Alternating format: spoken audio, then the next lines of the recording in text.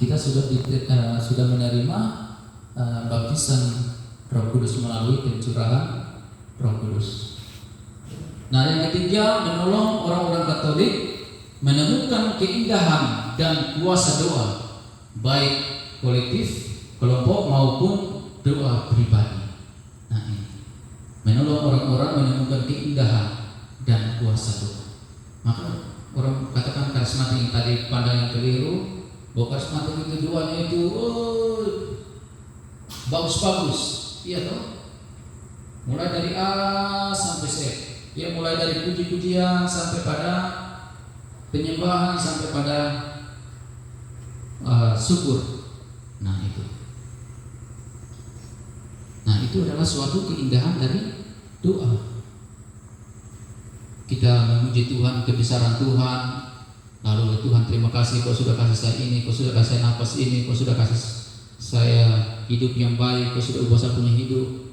Nah di situ kita mulai ada keindahan dalam doa itu, mulai menyembah Dia, mulai bersyukur kepadanya, baik itu dalam doa-doa kelompok, di dalam persekutuan doa kita, maupun di dalam doa-doa pribadi.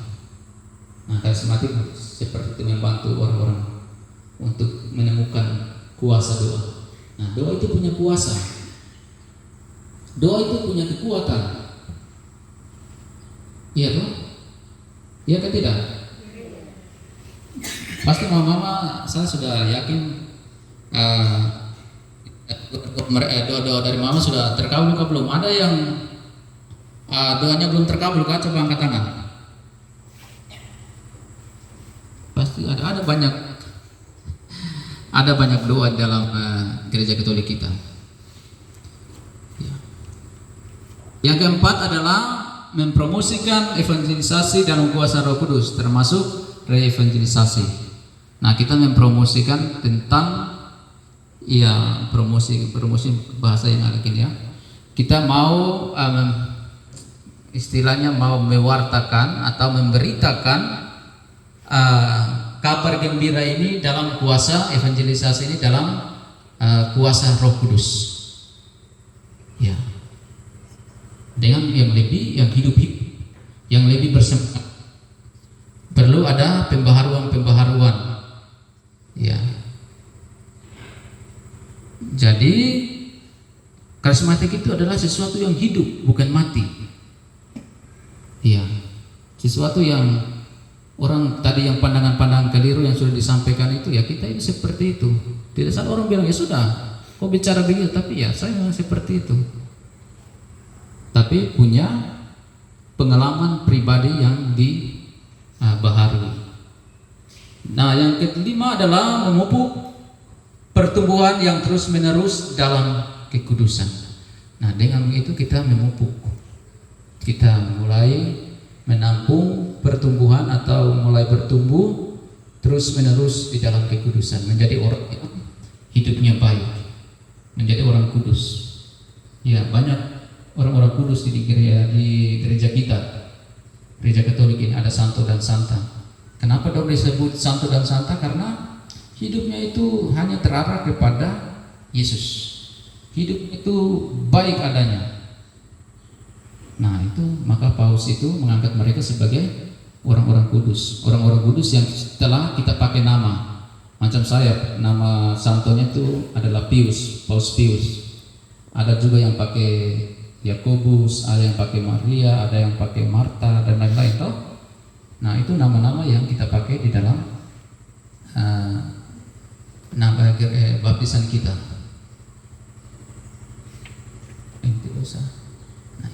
Pembaharuan karismatik Katolik adalah pembaharuan hidup Kristiani secara menyeluruh, meliputi seluruh aspek kehidupan manusia seutuhnya.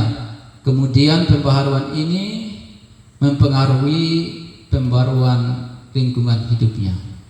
Jadi bukan yang terjadi pada pribadi seseorang, tapi ketika seseorang itu dibaharui, ketika seseorang itu diubah hidupnya, dan akan berpengaruh pada misalkan keluarganya, berpengaruh pada gerejanya, bisa berpengaruh pada lingkungan masyarakatnya. Orang lihat, wih mama itu dia sudah berubah ya, dia sudah ikut karismatik, jadi dia hidup sudah sopan, sudah kudus,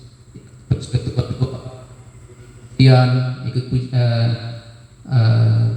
berdoa, puji-pujian, nyanyi-nyanyi lagu-lagu rohani. Lalu orang katakan, dia macam orang gila saja. Orang bilang, dia bikin diri kudus. Tidak apa-apa, dong ngomong begitu tidak apa-apa. Jalan terus, mama jalan terus saja, bapak jalan terus saja. Itu adalah setan-setan, iblis yang mau merebut hati kita untuk berpindah, atau pribadi kita untuk jangan ikut jalan Tuhan.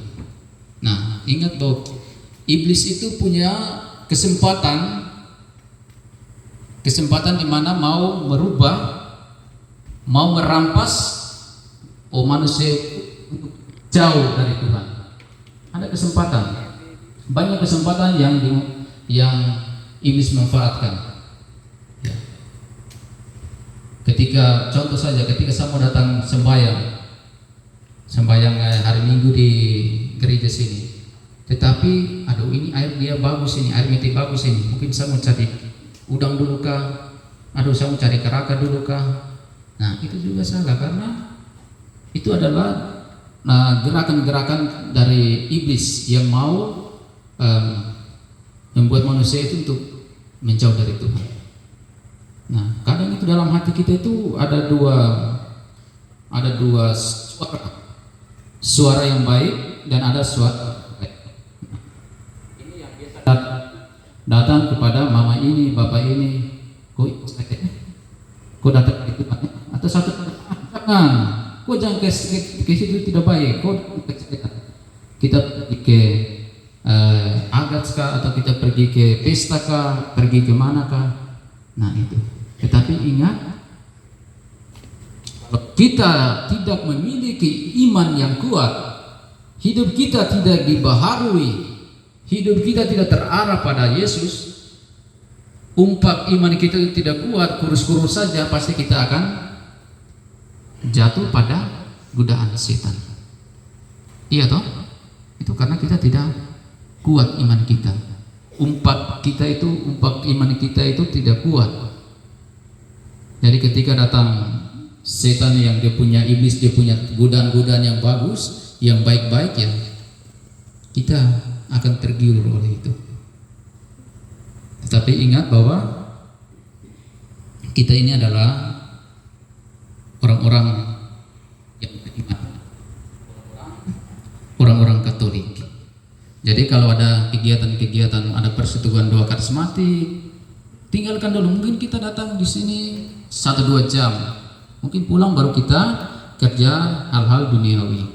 Kita selesaikan perkara Tuhan dulu, pekerjaan Tuhan dulu, baru kita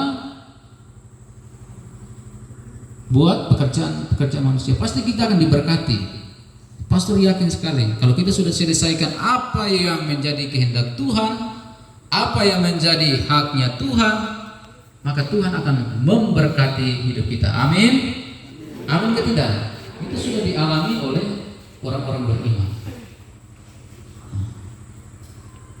Dan begitu pula sebaliknya, orang yang tidak mengandalkan Tuhan, lalu lebih pada hal-hal yang tidak baik, mereka akan jatuh pada maut, jatuh pada dosa, hidupnya bakal terus, mabuk-mabuk terus, kacau balau.